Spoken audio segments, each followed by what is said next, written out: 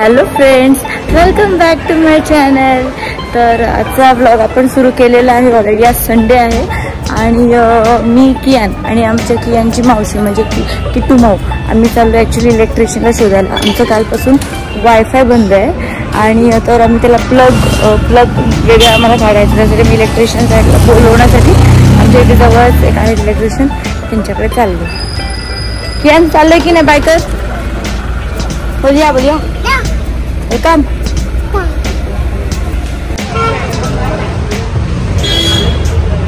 त्याची मस्ती चालू झाली. बाहेर जायचंय आता. जस्ट मी इलेक्ट्रिकलच्या इथे आलो. दमलास तू? दमलास तर कियान दमला लगेच. तू खाली उतर उतर उतर. आम्हाला पासून परत बघा कसं धावत चाललंय तो मुलगा. त्याला वाटते ना त्याला पकडायला येऊच आम्ही. बघा कसं. ए चल घरी बाय. त्याला काय नाही, त्याला फक्त फिरायचंय. तो बघा बघतोय पण मागून कोण येतंय काय.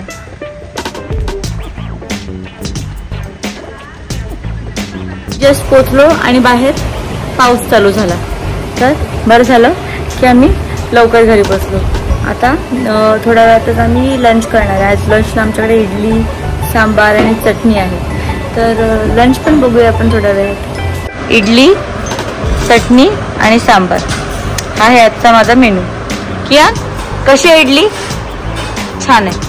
चटणी त्याला चटणी खूप आवडली. चटणी सोबत त्याने एक इडली खाल्ली आहे. हो की नाही किया? छान आहे सा?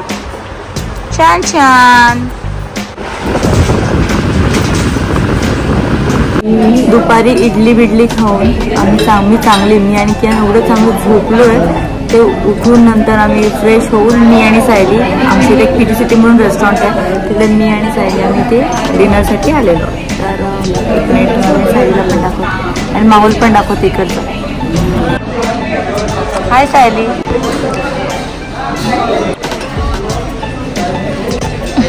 इकडचं वाईब पण बघा खूप छान आहे. दुबईला गेल्यापासून मी आता पहिल्यांदा इकडे आली आहे. तर त्याला मिस करते. I miss you share.